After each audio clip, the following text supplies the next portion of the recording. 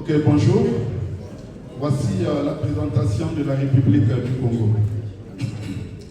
Parlant du panorama du développement des compétences, la structure de gouvernance pour le développement de compétences au Congo implique plusieurs ministères. L'enseignement technique, la formation qualifiante et l'emploi, l'enseignement supérieur, les affaires sociales et l'action humanitaire, la défense nationale, le ministère du plan, de la statistique et de l'intégration régionale. Et sous ces ministères, il y a l'ensemble des directions et des inspections qui en découlent. Alors, ces ministères sont considérés comme étant partie du développement des compétences parce que derrière chacun d'eux, sous la tutelle de chacun de ces ministères, il y a au moins une structure qui assure la formation. Et donc, de ce point de vue, ces ministères participent au développement non seulement de compétences, mais aussi à la délivrance des titres techniques. Alors, le Congo a fait un grand chemin et nous sommes arrivés ici pour présenter à l'ensemble de nos pairs qu'est-ce que le Congo a mis en place en termes de compétences et de politique et de stratégie. Nous avons amené parmi tant d'autres 3 outils essentiels. Le premier qui est le Programme national de développement 2022-2026. En réalité, il s'agit d'un document de cadrage macroéconomique qui pousse le Congo à sortir du pétrole et de diversifier son économie. En dehors de cette diversification économique, le PN 2022-2026 met un accent particulier sur le développement du capital humain pour que nous ayons un capital humain qualifié et certifié, aligné sur les secteurs porteurs pour renforcer la compétitivité nationale. En dehors de ce document de cadrage, nous avons amené aussi 2 documents sectoriels qui sont celui de l'éducation nationale 2021-2030 et celui de la politique nationale de l'emploi et de la formation.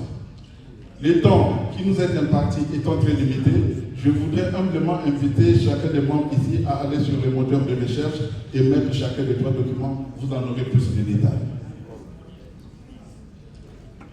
La structure économique. Le Congo est dépendant des hydrocarbures et en l'occurrence du pétrole, qui contribue à 42% de son PIB et 80% des exportations. La prédominance de l'informel est aussi là. En effet, 75% des actifs travaillent dans l'économie informelle.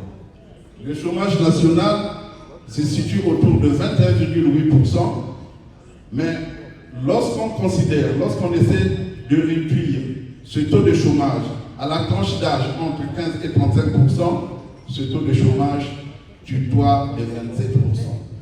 Puisque nous parlons des jeunes, une étude commanditée par le gouvernement de la République du Congo et ses partenaires a montré que 41,29, donc ici vous pouvez dire 41,3, des jeunes dont l'âge varie entre 15 et 35 ans ne sont ni en emploi, ni en éducation, ni en formation. C'est ce que nous appelons les NEET. Maintenant, les besoins de l'économie. Nous avons à la droite de la présentation des besoins en agriculture qui se chiffrent entre 3 000 et 5 000 personnes par année. Tous les autres domaines qui sont en bas ont été identifiés donc par le PND 2022-2026. Mais je voudrais simplement m'arrêter sur la partie agricole. Le Congo, pays de 6 millions d'habitants, a des terres arables de 10 millions d'hectares sur lesquelles il n'y a que 4% qui sont utilisés. Et le Congo continue à importer pour 1,2 milliard de dollars, c'est-à-dire entre 700 et 800 millions de nourriture par année. Alors, à partir de cette slide 4 jusqu'à la slide numéro 9, la méthodologie a été la même. Nous avons identifié les défis et à chacun des défis, nous avons proposé des actions. Nul n'est besoin que je revienne là-dessus parce que je me rends compte que l'Afrique est réellement unique. Parce que l'ensemble des défis que nous avons identifiés ont été les mêmes que nos prédécesseurs ont ici identifiés. Cela m'amène à passer à ce qui est essentiel, les indicateurs prioritaires. Alors, pour les indicateurs d'accès, la part d'élèves en secondaire au TVET, nous sommes aujourd'hui à 6,7%. Nous visons la cible de 20 à 25% à l'horizon 2030. Le nombre de places supplémentaires, nous voulons passer de 6 300 par année pour passer à 18 ou 30 000 par année à l'horizon 2030. Le nombre de NIT dont on a parlé, qui sont formés. Aujourd'hui, nous sommes à 6 000, nous voulons passer à 25 000 par an. Le pourcentage des établissements de l'enseignement technique qui sont équipés. Aujourd'hui, nous sommes à moins de 10%, ce que ça veut dire, et notre ambition est de passer à 60% dans les années à venir, donc d'ici 2030.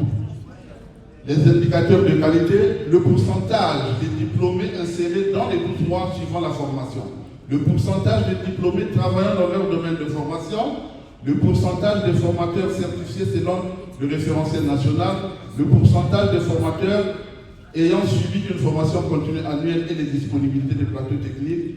Nous visons à atteindre des pourcentages compris entre 60 et 85% à l'horizon 2030. Il est évident que les baselines d'aujourd'hui, par défaillance des statistiques, nous préférons ne pas les communiquer. Il en est de même des indicateurs de gouvernance que vous pouvez voir ici. Les indicateurs d'équité.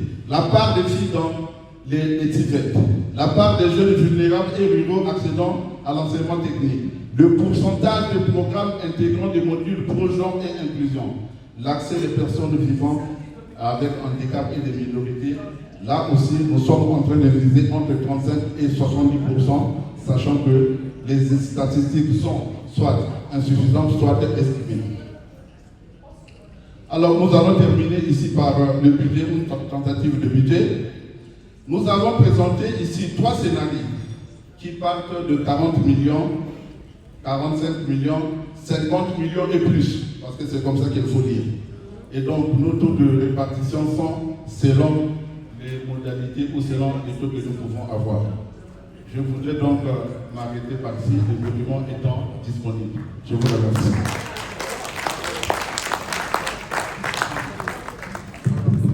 We need